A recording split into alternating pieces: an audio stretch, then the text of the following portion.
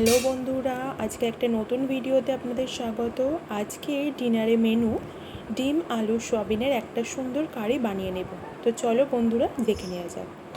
কড়াইতে প্রথমে তেল দিয়ে দিচ্ছি। তেল গরম হয়ে গেছে। তেল গরম হয়ে দিয়ে দেওয়ার পর আমি এই তেলেতে দিয়ে দিলাম সয়াবিনগুলো। এভাবেই সয়াবিনগুলো নেড়ে চেড়ে লাল লাল করে আমরা ভেজে নেব। দেখো বন্ধুরা, লাল লাল করে ভাজা হয়ে এসেছে। এবার একটা প্লেটে তুলে নিলাম।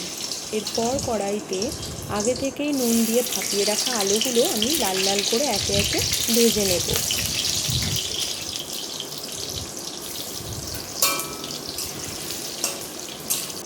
দেখো বন্ধুরা, লাল লাল আলুগুলো ভাজা প্রায় হয়েই এসছে। এবার একটা প্লেটে আলুগুলো তুলে নেব।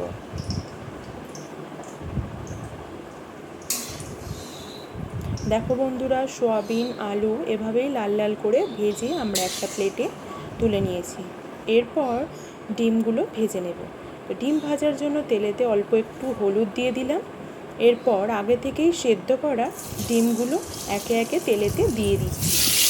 আলু সয়াবিনের মতো এগুলোও লাল লাল করে ভেজে তুলে নেব।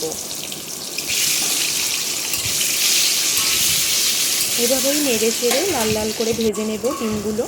দেখতে পাচ্ছ। দেখো বন্ধুরা, ডিম তুলে নিয়েছি।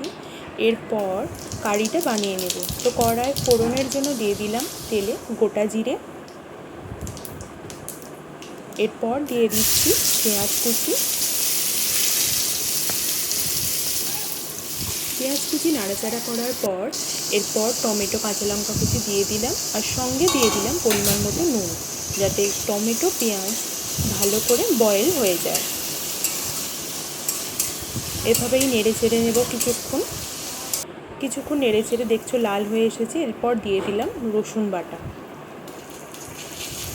রসুন বাটাটা এভাবেই কষিয়ে নেব।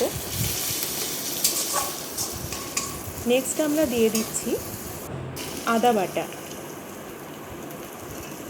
আদা ও রসুনটাকে পেঁয়াজ কাঁচা লঙ্কা টমেটোর সঙ্গে ভালোভাবে নেড়ে চেড়ে এভাবেই কষিয়ে নেব।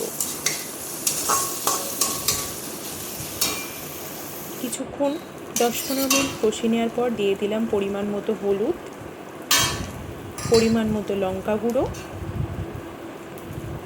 দিয়ে কিছুক্ষণ নাড়াচাড়া করব। নাড়াচাড়া করার পর আগে থেকেই নুন দিয়ে দিলাম স্বাদ মতো।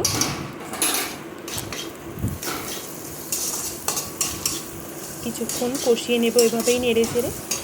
কষিয়ে নেওয়া হয়ে গেছে। তো আমরা আগে থেকেই ভেজে রাখা ডিম আলু সয়াবিন একসঙ্গে দিয়ে দিলাম। এবার ভালো করে নেড়ে ছেড়ে কষিয়ে নেওয়া মশলার সাথে এটাকে মাখিয়ে নেব।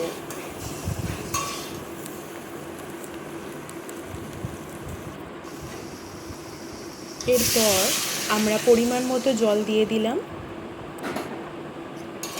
পরিমাণ মতো জল দেওয়ার পরে প্রায় 15 থেকে 20 মিনিট এটা ফুটতে দিতে হবে।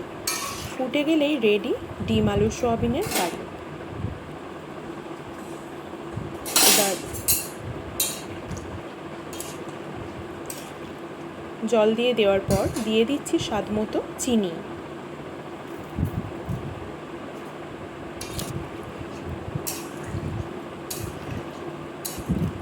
এরপর এটাকে 15-20 মিনিট ঢেকে ফুটিয়ে নেব।